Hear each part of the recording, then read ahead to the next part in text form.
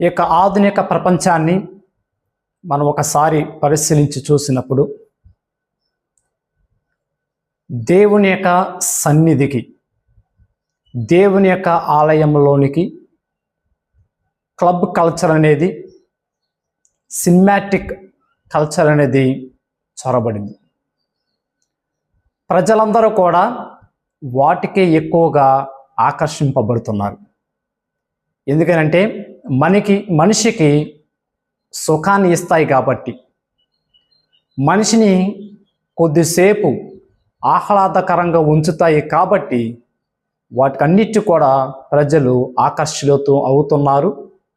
అదేవిధంగా దైవ సేవకులు కూడా అలాంటి వాటికి వారు ప్రాముఖ్యతను వారు ఇస్తూ ఉన్నారు. కానీ ఈనాడు ప్రభు మత్తయి సువార్త 7వ అధ్యాయము 6వ వచనంలో ఆయన అంటున్నాడు, ఇదిగో పవిత్రమైనవి ఏమీ కూడా కుక్కల పాలు చేయవద్దు, పందుల పాలు చేయవద్దు.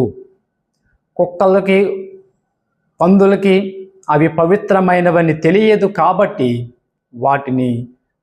వాటి కాళ్ళ కింద పెట్టి వాటిని తొక్కి అపవిత్రం చేస్తూ ఉంటాయి, అశుభ్రంగా అవి మారుస్తూ ఉంటాయి. అదేవిధంగా పవిత్రమైనటువంటి స్థలాలని కుక్కల పాలు చేస్తున్నారు, పందుల పాలు చేస్తూ ఉన్నారు. పవిత్రమైనవి అపవిత్రంగా అవి మారిపోతూ ఉన్నాయి. మన శరీరం కూడా పవిత్రమైనది.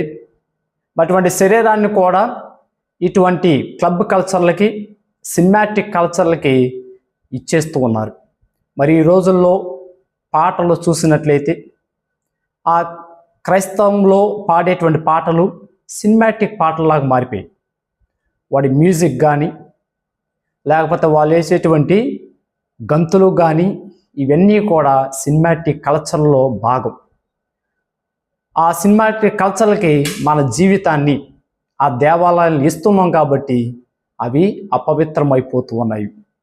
మరి ప్రభు ఈనాడు అన్నట్టుగా ఇదిగో పవిత్రమైన వాటిని అపవిత్రం చేయవద్దు, వాటిని కుక్కల పాలు చేయవద్దు, పందుల పాలు చేయవద్దని చెప్పి ప్రభు ఈనాడు మనకందరూ కూడా హెచ్చరికను ఇస్తున్నాడు. కాబట్టి మన జీవితంలోనికి అటువంటి క్లబ్ కల్చర్ని, సినిమాటిక్ కల్చర్ మన జీవితంలోకి తీసుకుని రాకూడదు.